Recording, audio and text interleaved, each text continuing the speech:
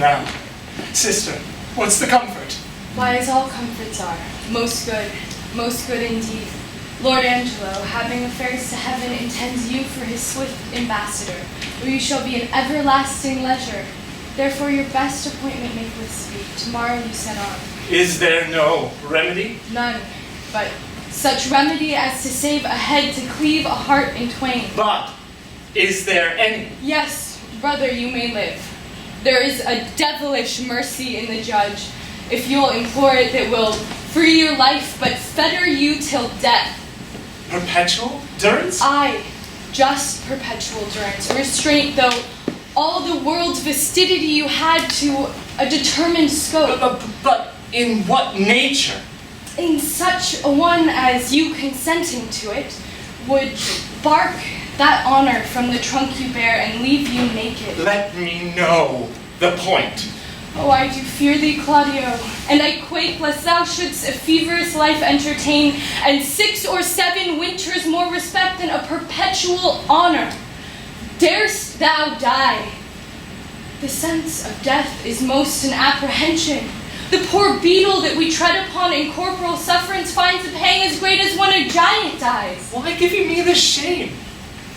Think you I can resolution fetch from flowery tenderness? If I must die, I will encounter darkness as a bride, and hug it in mine arms. There spake my brother. There my father's grave did utter forth a voice. Yes, thou must die. Thou art too noble to conserve a life in base appliances.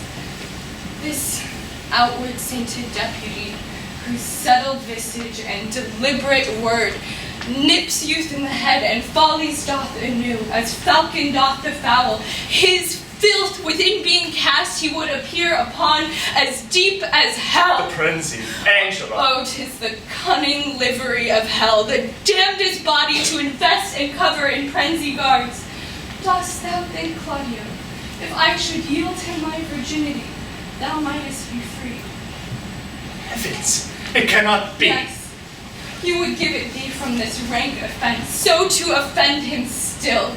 Tonight's the night that I should do what I abhor to name, or else tomorrow thou diest. Thou shalt not do it. But my life, I throw it down for your deliverance as frankly as a pin. Thanks, dear Isabel. Be ready, Claudio, for your death tomorrow.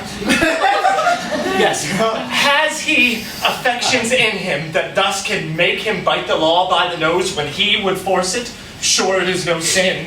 Or of the deadly 7, it is the least. If it were damnable, he being so wise, why would he, for the momentary trick, be perdurably fined? Oh, Isabel. What says my brother? Death is a fearful thing. And shamed life a hateful. Aye, but to die and go,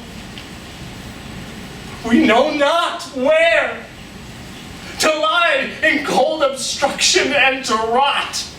This sensible, warm motion to become a kneaded clod, and the delighted spirit to bathe in fiery floods, or reside in thrilling region of thick-ribbed ice, to be imprisoned in the viewless winds, and blown with restless violence round about the pendant world, or to be worse than worst of those that lawless and in certain thought imagine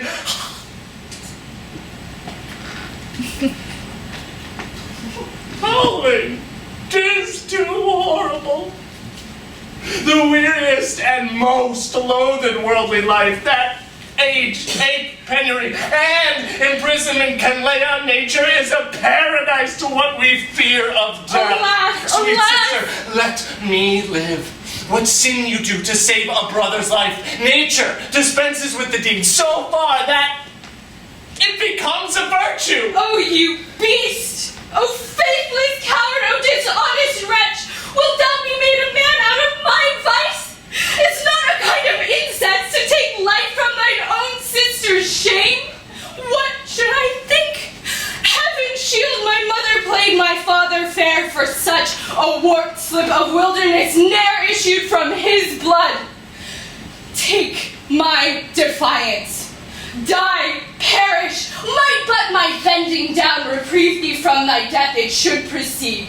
I'll pray 1,000 prayers for thy death, no word to save thee. Nay, hear me. Oh, fie, thy sin's not accidental, but a trait. Mercy to thee would prove itself a bond. 'Tis best that thou diest quickly. Oh, hear